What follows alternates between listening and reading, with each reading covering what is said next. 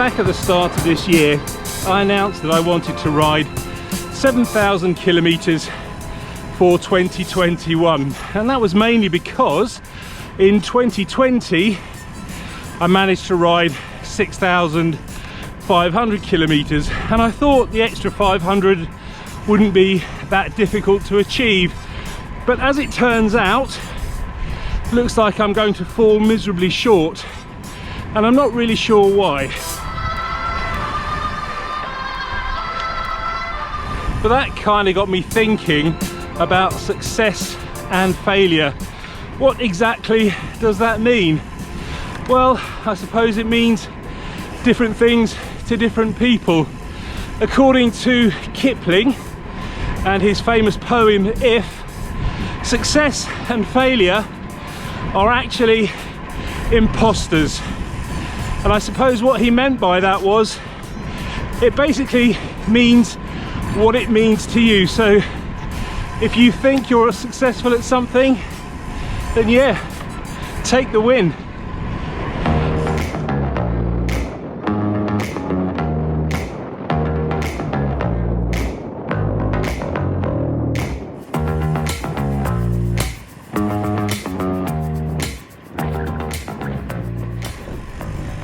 Back in the 1970s and 80s, I used to go to school with two twin brothers. Let's just call them the Amazing Boys. And of course, they were fantastic at everything. Naturally, they were top of all of their classes. They were both judo champions. And when my school choir was on the radio, on the BBC, naturally, they were asked to give interviews at 10 years old.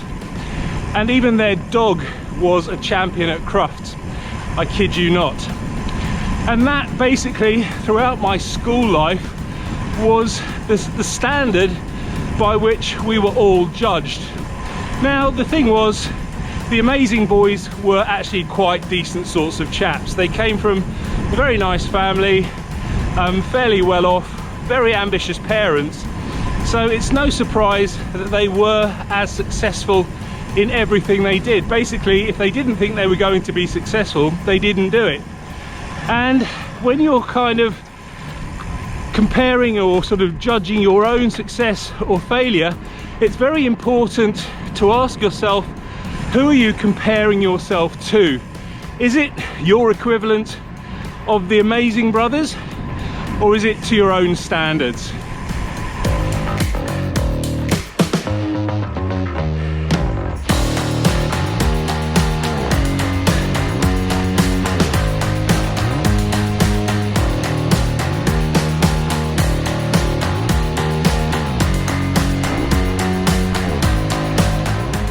Comparing ourselves to the success or indeed the failure of others is only natural, and so too is having a bit of healthy competition. There's nothing wrong with it, but I think you just need to be aware of who you're comparing yourself with and who you're competing against.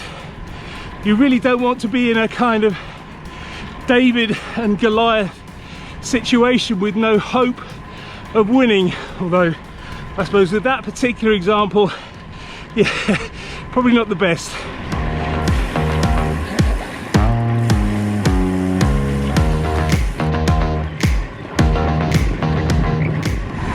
Cycling can be a very number orientated activity. How far you've cycled, how fast you've ridden, how steep the climb was, did you make it up, all that sort of stuff. And for some, yes, that does matter. I'll admit that although numbers aren't really my thing, I do like looking at my own stats and working out how fast I've been and how long I've cycled and all of that sort of stuff. But it's only so that I can try and measure and improve myself. If your numbers aren't the same as somebody else's, then that doesn't matter one iota. Hopefully you're riding for yourself and not for others. There always will be somebody better, and there will always be somebody worse.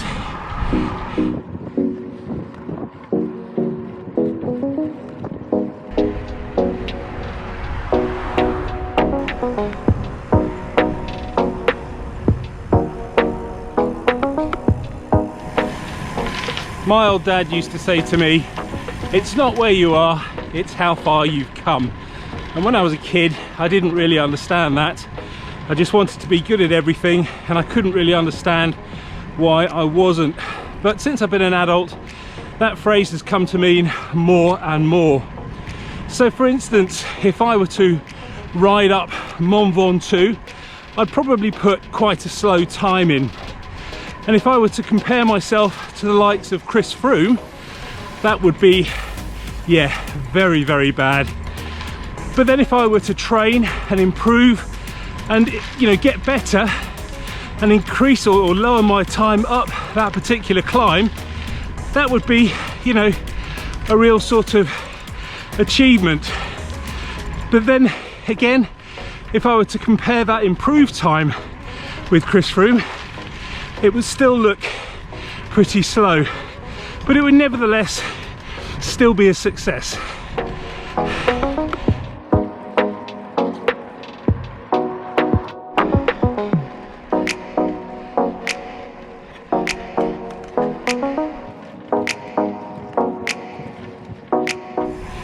Occasionally, I wonder whatever happened to the amazing boys. And knowing them, they're probably some gazillionaire heads of global corporations living in central London in a massive house, married to some minor member of the royal family and having to work 20 hours a day to maintain it all.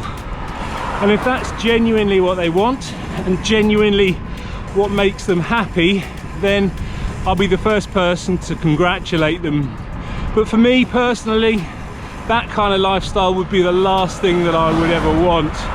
And similarly, I know I'm not going to be the fastest cyclist, I'm not going to win bike races, but that doesn't matter. I enjoy the rides I do, and for me, that's all the success I need. Thanks for watching.